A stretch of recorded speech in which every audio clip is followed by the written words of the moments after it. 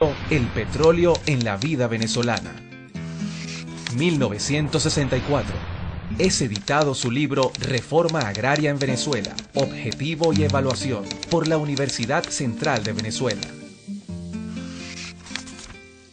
1970. Muere en Caracas el 29 de junio a los 74 años de edad. Las obras de Salvador de la Plaza están allí, han sido y son textos, deben ser textos obligatorios en nuestras escuelas, en nuestros liceos, en nuestras universidades, porque allí está reflejado todo un pensamiento profundamente libertario, profundamente emancipador, profundamente antiimperialista, de inspiración socialista, altamente humano. Y yo creo entonces que es el momento, es necesario, es justo que reivindiquemos hoy más que nunca el pensamiento y la obra de Salvador de la Plaza, que no solamente fue un militante del pensamiento, sino un militante en la organización política, porque entendía que no bastaba con tener ideas, con tener un pensamiento de avanzada, sino había una organización que le diera forma, que le diera cauce a esas ideas. Y por eso trabajó duramente en la conformación de un partido, de una organización que fuera capaz de erigirse a una vanguardia en las luchas populares en nuestro país, y efectivamente en eso trabajó toda su vida. Un intelectual orgánico de la revolución, un intelectual orgánico del pueblo que logró marcar nuestra historia en el siglo XX, y hoy obviamente lo subrayo, lo reenfatizo, su obra, su pensamiento está más vigente que nunca. Creo que estamos obligados a hacer una relectura de las obras extraordinarias de Salvador de la Plaza, y nuestros estudiantes en las aulas deben discutir plenamente todo este trabajo que él estuvo desarrollando junto con otros importantes pensadores y luchadores sociales y políticos en nuestro país. Y es importante hacer esta reflexión para comprender por qué las dificultades para un pensamiento revolucionario en el siglo XIX venezolano. En ese tiempo, la estructura económica venezolana, la sociedad venezolana y los paradigmas culturales que circulaban en las élites ilustradas eran afines al modelo de sociedad feudal, para las cuales el debate era entre romanticismo y positivismo. Apenas intentos, como ya los he dicho, de Simón Rodríguez, el maestro Robinson, que sobrevivió unos 25 años al Libertador, trataron de abrirse caminos que van a ser entroncados, van a tener su continuidad con la primera generación de introductores del pensamiento crítico del socialismo como ciencia reflexiva, del socialismo científico, en las primeras 2 décadas del siglo XX venezolano. Este sería un planteamiento importante. En este sentido, antecedentes y consecuentes, pudiéramos ubicar a esa generación de enlace que es la de Salvador de la Plaza, pero ya a inicios del siglo XX venezolano. Pero antes de Salvador de la Plaza, pudiéramos decir que en el caso concretamente de Venezuela, pudiéramos hablar de una generación introductora del socialismo en los términos en que lo planteaba Carlos Marx y Federico Engels. Si bien no fueron ellos los primeros que leyeron sobre los libros de Marx, porque ya en español el Manifiesto Comunista, recuérdese, circulaba en España, circulaba en América. Hay que tomar en cuenta que el yerno de Marx, Lafargue, vivió en España y tradujo importantes obras de Marx. Entre otras de las primeras traducciones de estas obras está el Manifiesto Comunista. Esto es importante porque no fue solo que vinieron mentes lúcidas a formar, sino que circulaban estos textos fundamentales que fueron conocidos y debatidos por personas inquietas que buscaban, sin una orientación clara, buscaban darle brújula a un programa de transformaciones para la Venezuela agraria pastoril del siglo XIX, de la segunda parte del siglo XIX, donde lo que nos acercaba al capitalismo eran las casas importadoras establecidas en La Guaira y Puerto Cabello, que se llevaban el cuero de ganado, se llevaban el café, el cacao, el añil, dejaban impuestos, dejaban en contraprestación algunos ingresos a la República, pero que no modificaban en lo estructural el modelo de sociedad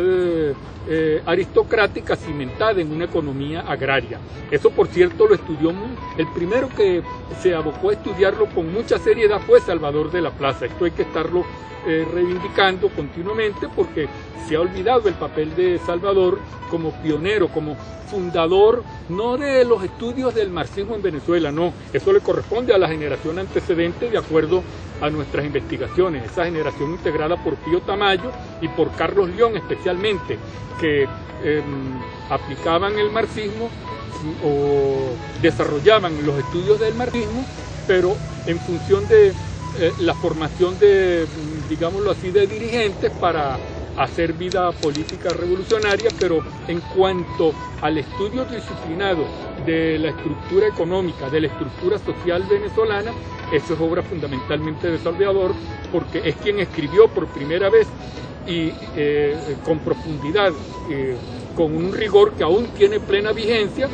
y que ayudó a construir, a formar la generación siguiente, donde nosotros integramos a Federico Brito Figueroa, Francisco Mieres, Domingo Alberto Rangel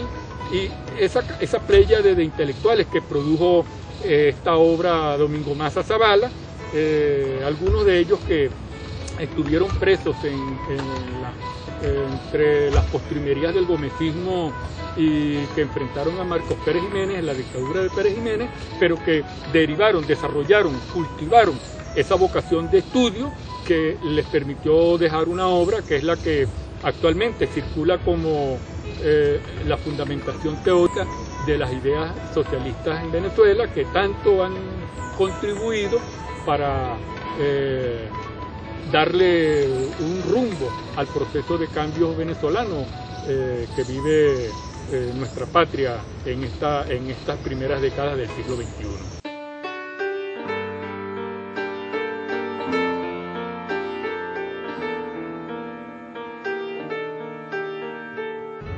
En el área de petróleo, la opinión que esgrime Salvador de la Plaza sobre la ley de hidrocarburos de Medina Angarita echa por tierra todos aquellos pretendidos ataques contra un gobierno nacionalista que contó con el apoyo de un gran hombre como Salvador de la Plaza, y sobre esa magnífica ley que fue la ley de hidrocarburos del año 43, que es una continuidad del proceso de nacionalización de Lázaro Cárdenas en el año 38, donde estuvo presente Salvador de la Plaza, se encontraba en México en ese momento. Entonces, evidentemente, Salvador de la Plaza, petróleo, igualdad social y soberanía es hablar de lo mismo. Entonces, difundir la labor de lucha de este gran venezolano en pro de las grandes mayorías es reivindicar todo un legado histórico que tenemos los venezolanos y que las grandes transnacionales y los factores hegemónicos de poder han pretendido borrar de la historia. Fíjense que él fue el primer venezolano que se opuso a las compañías petroleras. Y él tenía dos argumentos básicos de su forma de vida, de su forma de hacer política, de enfrentarse a esta situación de invasión silenciosa. Una era la necesidad de que el Estado venezolano defendiera estos intereses del país y que esa riqueza petrolera la convirtiera en bienestar social. Ese fue uno de sus principales argumentos. Luego, el otro argumento, que fue el que muchas veces y hasta la fecha ha sido poco entendido, que él planteaba la necesidad de que la clase política venezolana asumiera que el petróleo es un recurso no renovable. ¿Esto qué significa en el fondo? Que sus creencias, sus decires, están hoy más vigentes que nunca. Él murió en su cubículo en la Universidad Central de Venezuela el 26 de junio de 1970, de un infarto al miocardio, pero dejó toda una obra sumamente interesante. Entre los aspectos a resaltar, además de los que le he mencionado, el doctor Salvador de la Plaza fijó posición con respecto a lo que hoy día sería las líneas políticas revolucionarias con respecto al uso del petróleo. Él manifestaba la necesidad, y este es uno de los argumentos que lo vamos a extender un poco más, la necesidad de que se entendiera que el recurso petrolero es un recurso no renovable. Por tanto, creemos, particularmente los que hemos estudiado su vida, su obra, que fue la génesis de esa frase de Ullal Pietri, que mucho antes de Ullal Pietri, Salvador de la Plaza comenzó con la idea de sembrar el petróleo.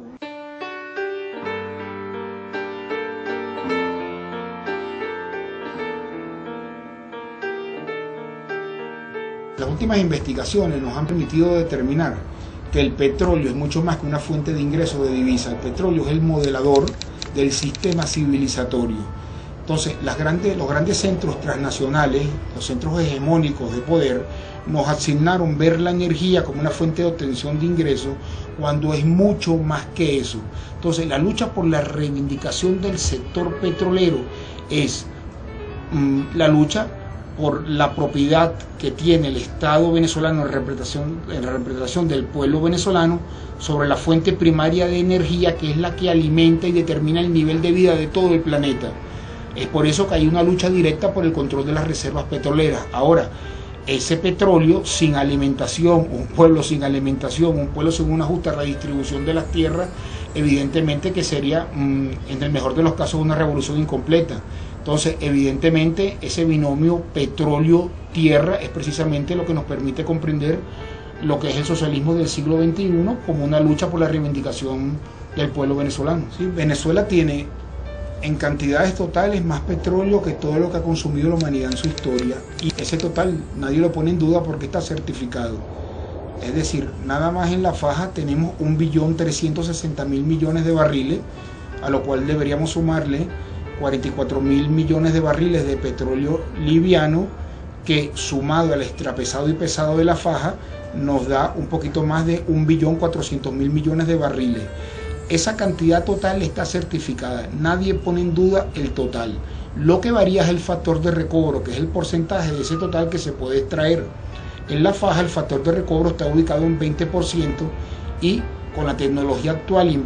en base a la subida en el precio, esperamos poder llevarlo a un 40%, lo que colocaría a Venezuela con más reservas de petróleo o en igual condiciones que todo el Medio Oriente junto. Entonces, en un planeta en el que desde 1981 se consume más petróleo que el que se descubre,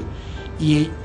en el que se sabe de manera explícita a través de la tasa de retorno energético, que mide el diferencial entre energía invertida y energía obtenida en un proceso de producción de energía, que el petróleo no tiene sustituto de igual calidad, Venezuela es un objetivo estratégico de las grandes potencias en su lucha por el control de las reservas petroleras más importantes del planeta, las venezolanas.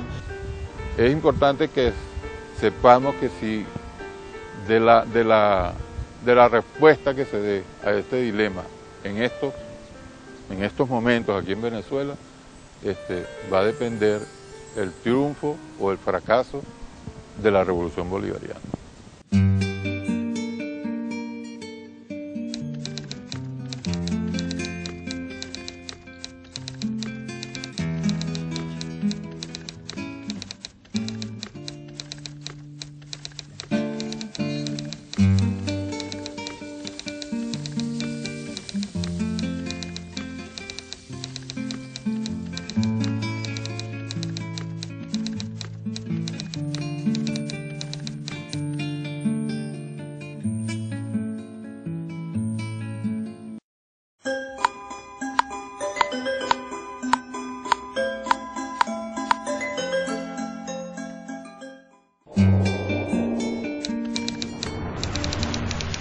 Salvador de la Plaza.